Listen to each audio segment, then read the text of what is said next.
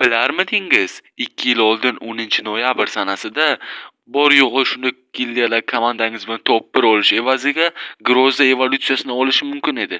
Lekin buni O'zbekistonda hech qaysi gildiya ololmadi. Chunki hech kim bu narsani bilmasdi.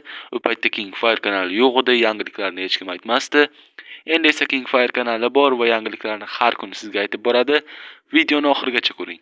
Assalomu alaykum. Qandaysizlar bolalar? Chotkimisizlar? Ishlar yaxshimi? Sog'lig'inglar yaxshimi? Kayfiyatlar qalay?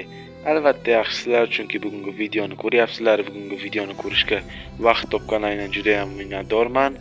Demak, biz bugungi videoda Free Fire haqidagi topoviy yangiliklarni ko'rib o'tamiz. Chunki anchadan beri video qilmabman. Ko'pchilikka yangiliklar qiziq albatta. Demak, gapirib vaqtni cho'zib o'tirmayman, videoni boshlaymiz. Videoni boshlashdan oldin videoga like bosib, kanalga obuna bo'lib qo'ying. Biz bugungi videoni boshladik bolalar. Demak, videoni o'zim kutayotgan asosiy yangiliklardan birini aytib boshlayman. Va nihoyat Kingfire kanali 10 ta bo'ldi bolalar. Hammalaringga addushi rahmat. Demak, kontentim sizlarga yoqyapti. Hammalaring like bosyapsizlar, obuna bo'lyapsizlar. Buning uchun albatta hammalaringga yana bir bor kattakon rahmat. Yanada kattaroq natijalarga erishamiz degan umiddaman. Demak, har doimgidek mendan eng sara yangiliklar va eng sara kontentlar, sizdan esa like va poddershka. Keyingi yangilik, endi galochka olgan o'zbek youtuberlari orasiga yana ikkita youtuber qo'shildi. Ular Dima Yuska va ForProud YouTube.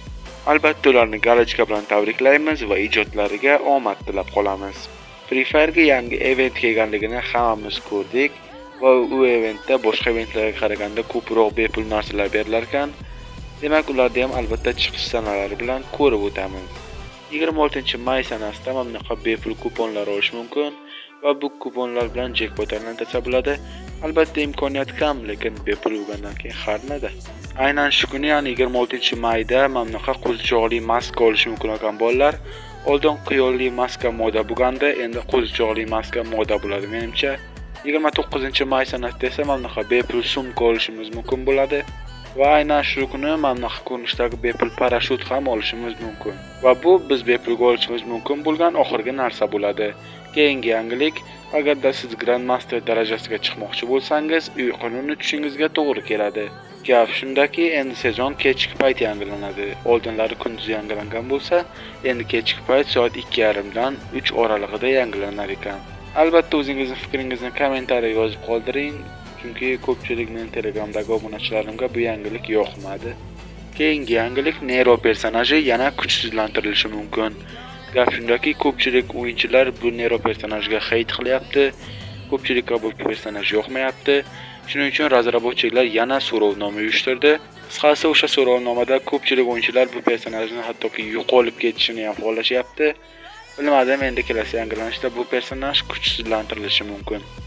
Keyingi yangilik, Factory Free Fire'dan yo'qolyaptimi? Men TikTokda ko'p reelslarga ko'zim tushdiki, ko'pchilik blogerlar aytayapti, Factory butunlayga Bermuda kartasidan olib tashlanarmish.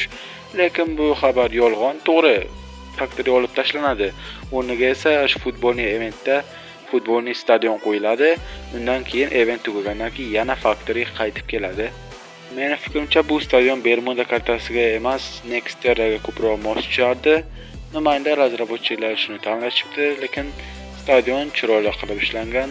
Futbolning eventda ham hamma biladiki, mana bunaqa sabitiya keladi va bu sabitiyada oldin aytganimdek, mana bunaqa jenskiy nabor olish mumkin. Boshqa bepul narsalarda esa o'tgan videolarimda obzor qilganman.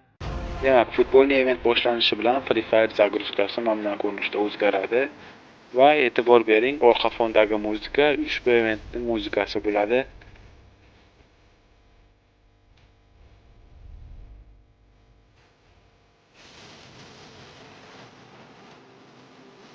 Uje Amerika regionida bu eventning treyleri chiqdi.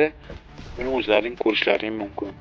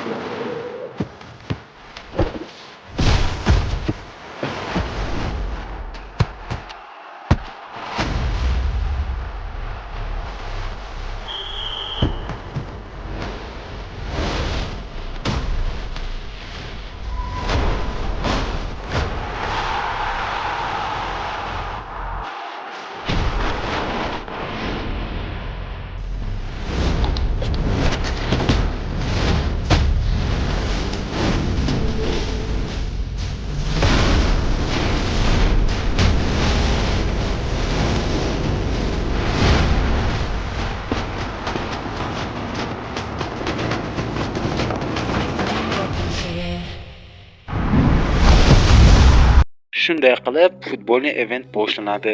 Biz esa keyingi yangilikka o'tamiz. Keyingi yangilik уже 24-iyun sanasida yangilanish keladi va yangilanishda qaysi kollaboratsiya kelishi hali noma'lum.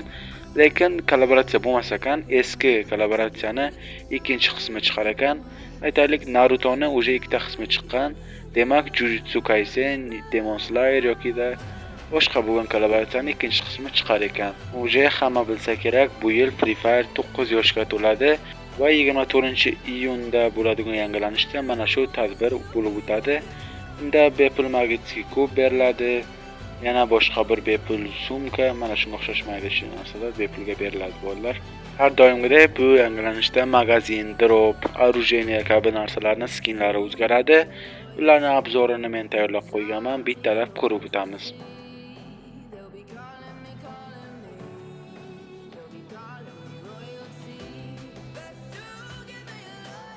Demak, magitskiy kub haqida ham gapirib o'tib ketaman. Magitskiy kub 24-iyunda yangilanadi. Va unda o'sha yana bir ikkitagina nabor qo'shiladi, qolgan naborlar o'sha eskilari qoladi. Aynan qaysi naborlar qo'shilishini bilmayman. Yangilanishga 1-2 kun qolganda ma'lum qilinadi. O'shanda men o'zimning Telegram kanalimda aytib o'taman bu narsani. Endi esa biz yaqin kunlarda keladigan jackpotlarning chiqish sanalarini ko'rib o'tamiz. Tushunganingizdek, video oxirlab qoldi. Videoga like bosib, kanalga obuna bo'lib qo'ying. Demak, 26-may sanasida mana bunaqa yashil nabor keladi. Yashil stenka, yashil nabor, yashil sumka, mana shunaqa narsalar keladi bolalar. Ularni bemalol tushirib olishlaring mumkin. 28-may sanasida esa mana bunaqa ot uchun skin keladi. Bilmadim, endi kimgadir qiziq bo'lsa tushirib olishi mumkin buni ham. 1-iyun sanasida boyaq propusk yangilanadi. Boyaq propusk to'liq obzorini men o'tgan videomda qilganman. Bu boyaq propusk ham yomon emas, chunki bu boyaq propuskda Deagle uchun skin bor bolalar. Va jenskiy nabor, mujskiy naborlari ham yomon emas. Zo'r ham deya olmayman, lekin yomon ham emas. Demak, 2-iyun sanasida evolyutsiyali jackpot yangilanadi va unda mana shu ko'rib turgan evolyutsiyalar keladi. Groza, P90, XM8 va M1887 orujalarining evolari keladi. Tiny magazin esa futbolning event vaqtida kelishi kutilmoqda. Endi aniq kelish sanasi hozircha noma'lum, albatta ma'lum bo'lishi bilan aytib o'taman. Va bu siz uchun tayyorlangan oxirgi yangilik edi. Albatta video sizga yoqqan bo'lsa, videoga like bosib, kanalga obuna bo'lib qo'ying va videoni do'stlarga ham yuborib qo'ying.